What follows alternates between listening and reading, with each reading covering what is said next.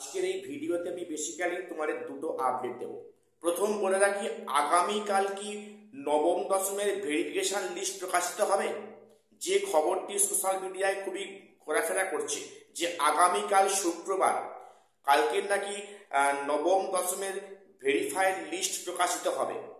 তো এই খবরটা কতটা যুক্তিযুক্ত এবং সেটা আদৌ সঠিক কিনা দেখো। সেখানে কমিশন বলেছিল যে এই চলতি সপ্তাহের যে কোনো দিন কিন্তু ভেরিফিকেশন লিস্ট প্রকাশ করবে এবং যেহেতু কালকে শুক্রবার পরশু শনিবার, অর্থাৎ কাল কিংবা পরশুর মধ্যে কিন্তু কমিশনের কথা অনুযায়ী রেজাল্ট প্রকাশ করার কথা, অর্থাৎ আগামীকাল কিন্তু নবম দশমের ভেরিফিকেশন লিস্ট প্রকাশিত হওয়ার সম্ভাবনাটা খুব বেশি।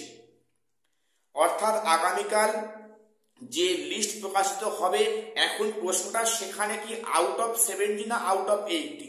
দেখো, যেটা শুনলাম কিন্তু আউট অফ 80 মধ্যেই কাট অফ করা হবে। অর্থাৎ নবম দশমের কাট অফ কিন্তু এক্সপিরিয়েন্স মার্কস নিয়ে আউট অফ 80 মধ্যে কাট অফ করা হবে। তো সেখানে আগামীকাল সম্ভবত সন্ধ্যার পরে সেই লিস্ট প্রকাশিত হবে।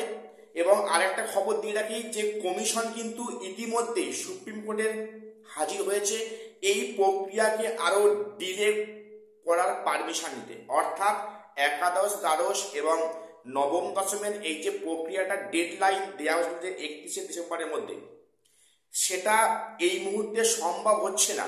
এই মর্মে কমিশন ছুটল সুপ্রিম কোর্টে।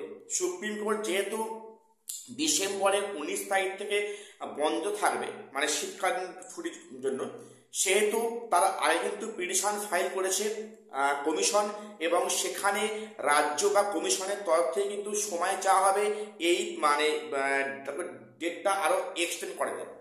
এবং ইতিমধ্যে কিন্তু নবম দশমের বেঙ্গলি ইংলিশের ইন্টারভিউ প্রক্রিয়া প্রায় সমাপ্ত এবং কিছু সাবজেক্টে এখনো বাকি আছে। আশা করা যাচ্ছে 15ই ডিসেম্বরের মধ্যে কিন্তু অনেক সাবজেক্টের ইন্টারভিউ প্রক্রিয়া শেষ হয়ে যাবে এবং সেক্ষেত্রে 31শে ডিসেম্বরের মধ্যে কোনো মতেই এই প্যানেল প্রকাশ করা বা নিয়োগ কিন্তু দেওয়া সেটা সম্ভব হচ্ছে না। এই মর্মে অলরেডি কমিশন হাজির হয়েছে সুপ্রিম কোর্টে। তো আজকে আমরা বেসিক্যালি দুটো আপডেট দেওয়া ছিল। তো আগামীকাল রেজাল্ট সেটা মানে হওয়ার সম্ভাবনাটা খুব বেশি। ঠিক আছে, আজ এখানে শেষ করলাম, দেখা হচ্ছে পরে কোনো আপডেট নিয়ে।